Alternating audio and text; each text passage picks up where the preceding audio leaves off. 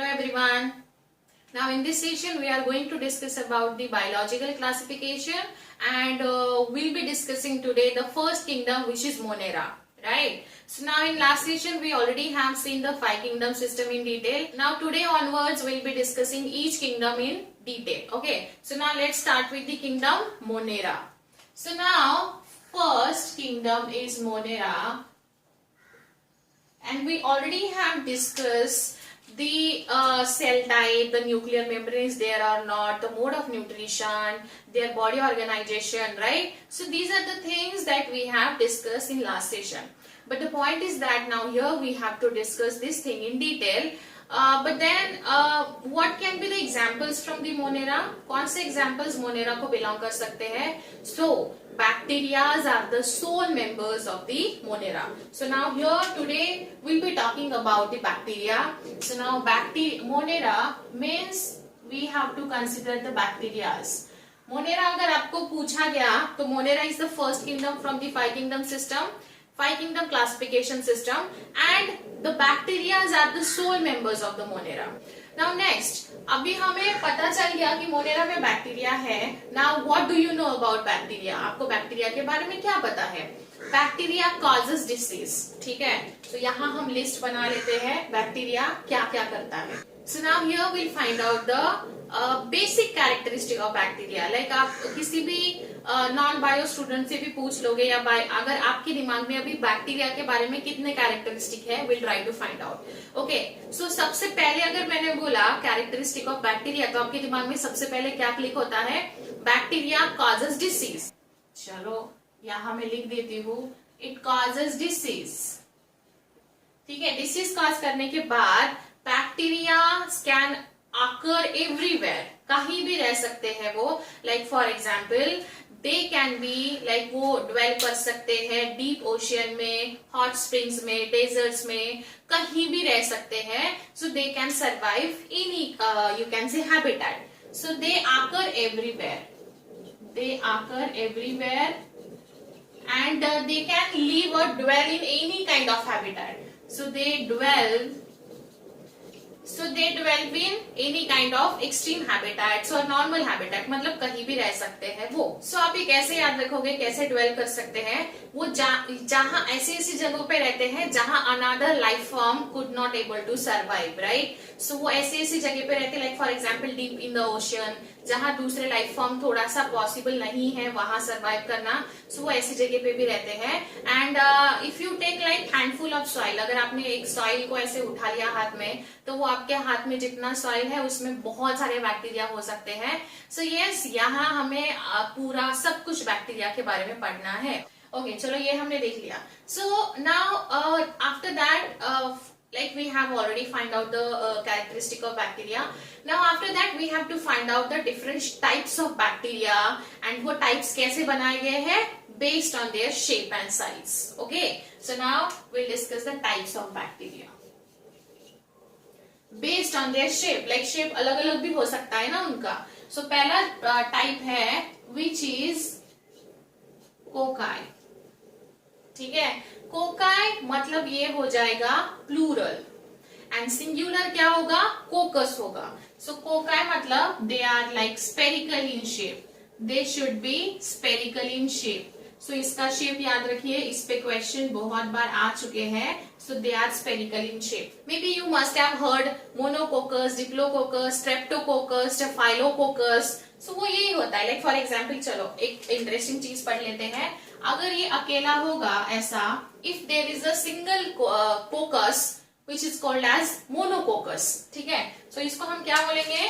This is called as monococcus. Mono मतलब क्या होता है? Mono means one, right? Coccus मतलब सिंगुलर, मैंने आपको बताया.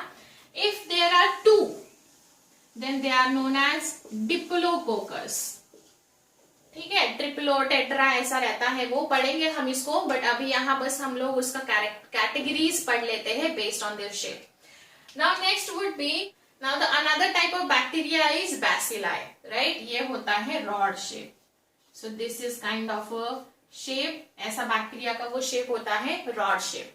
Now the third shape of the bacteria is you can say spirillum or spirilla. Now the third type of bacteria is spirilla, जो कि स्पाइरल शेप में रहेगा. ऐसा वो स्पाइरल शेप में रहेगा, लाइक दिस, स्पाइरली अरेंज रहेगा. And the fourth and most important would be, you can से विब्रियो. विब्रियो ऐसे कॉमा शेप में रहता है, जैसे हम कॉमा करते हैं ना, तो ये कॉमा शेप में होता है. This is found in comma shape. Now here you have to remember their name and their shape. So first cocci spherical shape होता है. सेकेंड इज बैसिलाई, जो कि रॉड शेप रहेगा. थर्ड वुड बी स्पाइरिला, जो कि spiral shape में रहेगा. And fourth would be the vibrio, which should be a comma shape. Right. So ये उनके शेप पे बेसिस कैटेगरीज बनाई गई है बैक्टीरिया की. And again, when we were discussing the five kingdom system, we had discussed that some of the bacteria, they have ability for the photosynthesis. Some are heterotrophs, some are chemoautotropic in nature. So yes, most of the time bacteria causes disease, means they are they are most of the time heterotropic, right? So for next point आपके दिमाग में fit होना चाहिए, they are heterotropic. They are heterotropic. Most of the bacteria are heterotropic, means they have to depend for their food need on others, right? And at the same time, some are autotropic also. Some autotropic भी हो सकते हैं. So they can produce their own food material by the photosynthesis, means they have a pigment for the photosynthesis. So बहुत सारे disease हमको cause होते हैं bacteria से. जैसे आपको अगर मैंने पूछा tell me 1 or 2 exam bacterial disease के नाम, तो आप बता पाओगे क्या? तो पहला डिसीज है, चलो बताइए जल्दी से. The first disease that bacteria causes is, कौन सा हो सकता है? कॉलेरा. ओके, सो कॉलेरा डिसीज है. फिर दूसरा हो सकता है टाइफॉइड.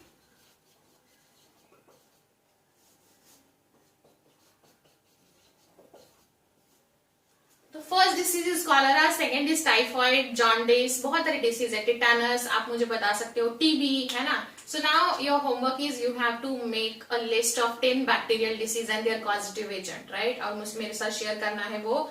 सो आपको डिसीज एंड उसका कॉजेटिव एजेंट मेरे साथ शेयर करना है. क्लियर है होमवर्क? ओके. नाउ ये हमने बेसिक इंफॉर्मेशन पढ़ लिया बैक्टीरिया के बारे में. Now we have to discuss the classification of bacteria. Now here we'll discuss the types of bacteria. Okay, so there are 2 types of bacteria that you have to remember, and first is Archaebacteria, another is Eubacteria. Now first we'll try to find out their meaning and why it has been classified into Archaebacteria and Eubacteria, that we'll first discuss. So Archaebacteria means, always remember, they are the ancient bacteria.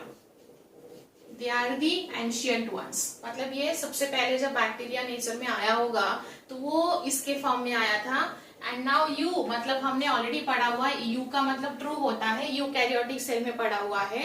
Eukaryotic में हमने पढ़ा था it has a true nucleus, right. So यहाँ क्या है, you मतलब, you का मतलब होता है true. So this is also called as true bacteria, right. But अगर ये एंशियंट है तो ये इसका नाम मॉडर्न होना चाहिए ना, right. So now it is also called as, हम इसको बोल सकते हैं मॉडर्न बैक्टीरिया. सो ये ऐसा क्लासिफिकेशन बैक्टीरिया का है. Now here we have to find out the difference between this two. कौन सा ज्यादा स्पेशल है, कौन सा हमारे लिए पैथोजेनिक है, कौन सा नहीं है. Anyways, we are going to discuss about their differences. Yo bacteria, आर्कियोबैक्टीरिया का डिफरेंस हम पढ़ने वाले हैं एक डिफरेंट सेशन में. बट यहाँ आपको बस उसका बेसिक इंफॉर्मेशन समझना है. Now this is Archaebacteria, which is ancient one. This is a special type of bacteria, and always remember it is a very important for NEET point of view. And always remember this is the bacteria which is a special in nature because it can tolerate any extreme situation, right? तो ये special है because ये कोई भी extreme situation में survive कर सकता है. It can tolerate any kind of extreme situation, right. Now NCERT में 3 सिचुएशन दी हुई है. फर्स्ट इज सॉल्टी एरियाज में रह सकता है, which is called as halophiles, right. दूसरा हॉट स्प्रिंग्स में रह सकता है, this is called as thermoacidophiles, right. Third one is tertiaries methanogens, right. अब ये तीन चीजें आपको दिमाग में फिट करके रखनी है। इसमें क्वेश्चंस बहुत बार पूछे जा चुके हैं। Archaebacteria is very important when it comes to the NEET examination और CET, right. Now here we have to understand archaebacteria को अगर क्वेश्चन पूछा है इस पे और कोई भी एक्सट्रीम सिचुएशन दे दी है, लाइक कहीं भी, मतलब बिल्कुल हॉट टेम्परेचर पे या फिर डीप अंडर द ओशियन या फिर कहीं डेजर्ट में है, कहीं भी अगर एक्सट्रीम सिचुएशन होता है तो that has to do with the archaebacteria, right. Always remember. So ये बहुत बार क्वेश्चंस रिपीट हो चुका है आर्के बैक्टीरिया पे, and these are the three, you can say these are the three important habitats और you can say the extreme conditions जहां ये डेवलप करता है, जो आपकी बुक में दिया है। Now you must have thinking ये दोनों में डिफरेंस क्या है, like why these eubacteria are not able to survive in like archaebacteria जैसे सिचुएशन में, but then यहाँ हमें समझना है there is a difference between the cell wall structure। आपको याद रखना है आर्के बैक्टीरिया और यू बैक्टीरिया के सेल वॉल के स्ट्रक्चर में डिफरेंस है। अगर ये क्वेश्चन पूछा how the archaebacteria is differ from the eubacteria, then आपको पता होना चाहिए उनके सेल वॉल में, सेल वॉल के स्ट्रक्चर में डिफरेंस है। So they are differ in cell wall structure. ये दोनों सेल वॉल, इन दोनों का सेल वॉल स्ट्रक्चर अलग होता है, and that is why archaebacteria can survive in extreme condition, right. Because इसका सेल वॉल का नेचर अलग है, इसीलिए ये सर्वाइव कर सकता है, वो नहीं कर सकता है, राइट। सेल वॉल का स्ट्रक्चर डिटेल में पढ़ने की जरूरत नहीं है, इसमें इतना ही पढ़ लीजिए, it is more than enough, right. So now see, यहाँ हमें पता चल गया this is the ancient and this is the true, and yes, इसके दो examples, the two examples of archaebacteria are methanobacterium and methanococcus. ये याद रखिए, ये एनसीईआरटी में मेंशन नहीं किया है, वहां नीचे कहीं तो मेंशन करके रखिए बुक में। Now here we will talk about the eubacteria. Now, eubacteria, as I told you, it's a true bacteria or it's a modern bacteria, right? So now it has two types of mode of nutrition, you can say, autotrophs and heterotrophs. So autotrophs means photosynthesis, photosynthetic हो सकता है या chemosynthetic हो सकता है, and heterotrophs means they are always dependent for their food need on others. So now here we have to understand autotrophs and heterotrophs first, then we'll discuss the normal characteristic of eubacteria. Now photosynthetic means they should have a pigments in it, right? उनके पास pigments होने चाहिए। Pigments is like photosynthetic, you can say autotrophic bacteria is called as cyanobacteria. Now see, cyanobacteria, it is called as blue-green algae. Cyanobacteria is also called as blue-green algae, right? And it has that kind of photosynthesis ability or photosynthetic ability because it has a chlorophyll A. याद रखिए, because it has a chlorophyll A, so that it can able to perform the photosynthesis, and by this means it is autotrophic in nature. Now after that we have to find out the characteristic of cyanobacteria.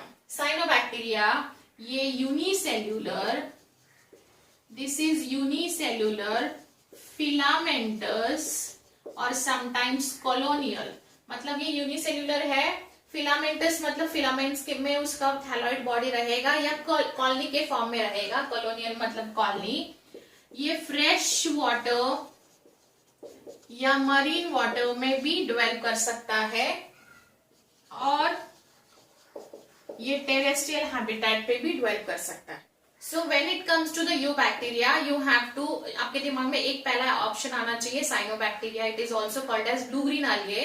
इसका short form याद रखिए, may be you can get this word BGA. BGA मतलब blue green algae, confusion create मत करना। ये unicellular होगा, filamentous होगा, colonial भी हो सकता है, मरीन वाटर में डेवलप करता है, फ्रेश में भी कर सकता है, और इट इज अ टेरेस्ट्रियल अलगा। ये वाटर बॉडीज को पोल्यूट करते हैं, and some of the members are very useful for us for the nitrogen fixation. Some of the members like nostoc and anabina. Nostoc and anabina, ठीक है। nostoc and anabina, they have a heterocyst in it. उनमें एक heterocyst नाम का structure होता है, and at the same time they have a mucilaginous sheath. उनके around एक कवरिंग होता है which is known as mucilage sheath, and this heterocyst is responsible for the nitrogen fixation. And cyanobacteria, they can perform the photosynthesis, but at the same time it has the ability to form a blooms on the water surface so that it can pollute the water. Now here we have to understand the another mode of nutrition is chemosynthetic. Chemosynthetic means जो book में दिया है वही याद रखिए. Oxidize various inorganic substance such as nitrate, nitrites and ammonia and use their release energy for their ATP production. वहां से energy उनको मिलती है and because they have to do something with the chemical only.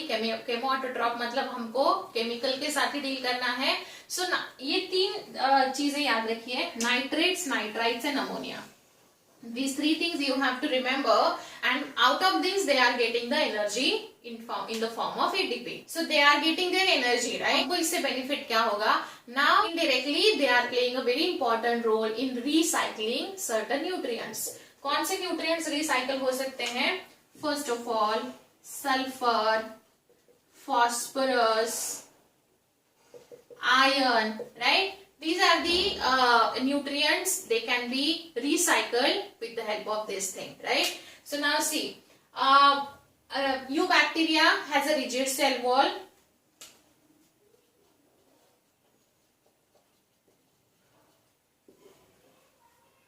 Now we have discussed this autotrophs and heterotroph हम पढ़ेंगे अभी, but we have discussed the autotrophs now. Autotrophs में आपको cyanobacteria and you can say chemoautotrophs पढ़ना है यहाँ with their example.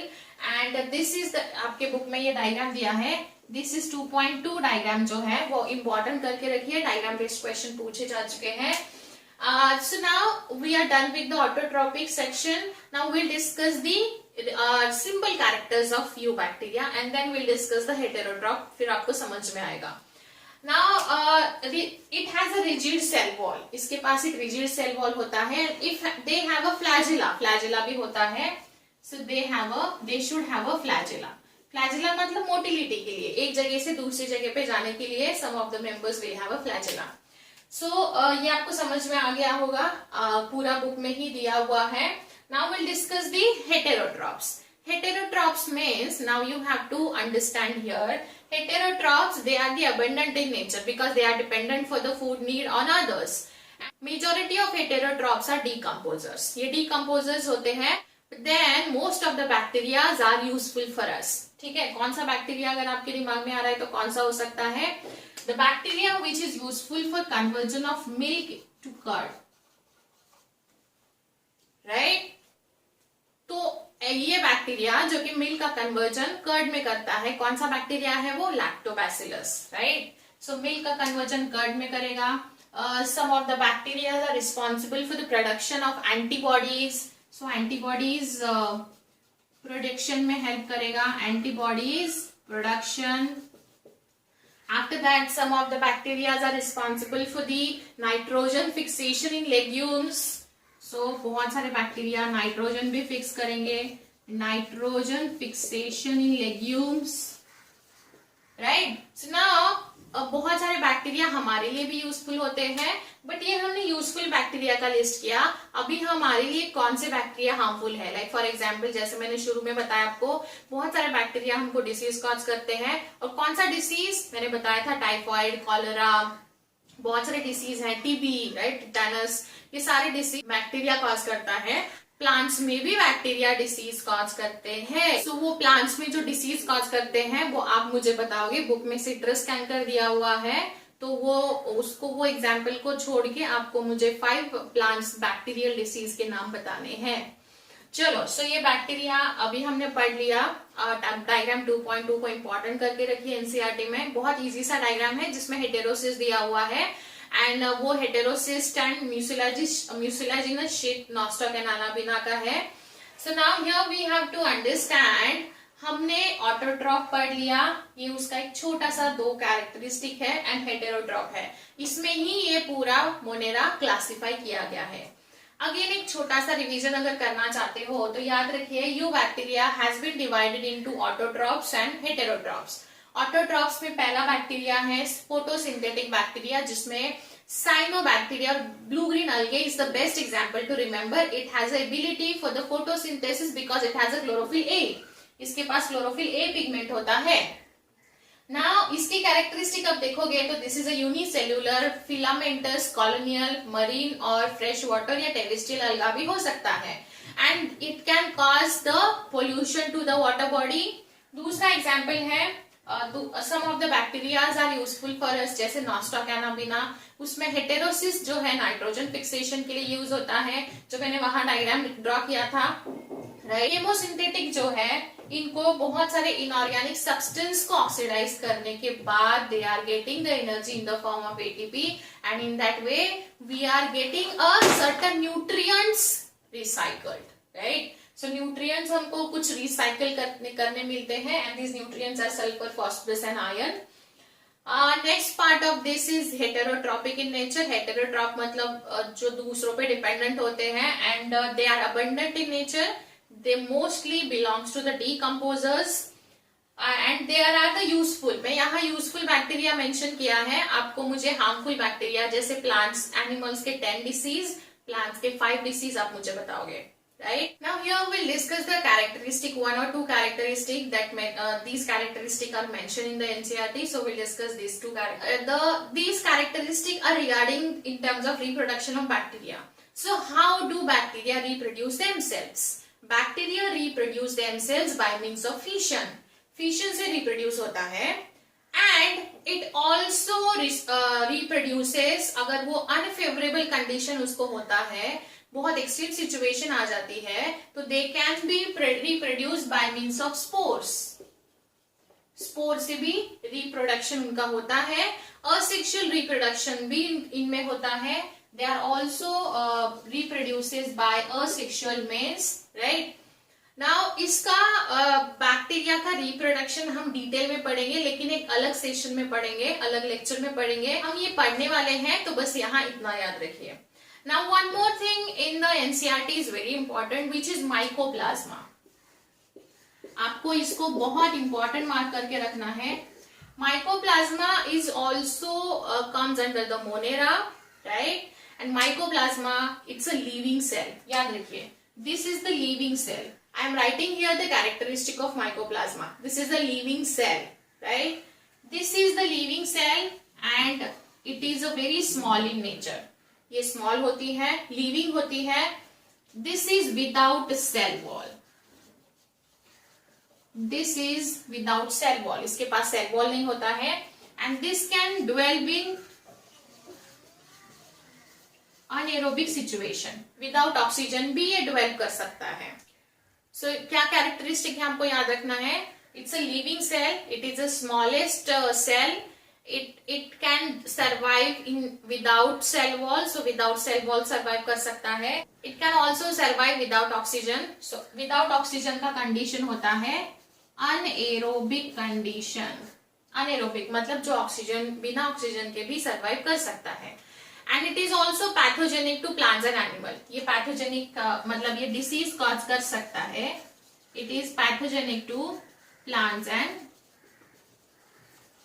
Animals, right. So ये आपको इंपॉर्टेंट मार्क करके रखना है, इसमें बहुत बार क्वेश्चन पूछे जा चुके हैं।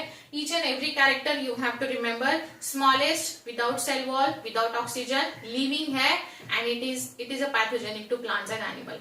दो it is a small in nature but still it has a pathogenicity, right. So आपको ये मोनेरा के बारे में इतना याद रखना है जो एनसीईआरटी में दिया हुआ है। Now I hope you have all understood the Monera। If any doubt, you can let me know। See you in next session। Thank you।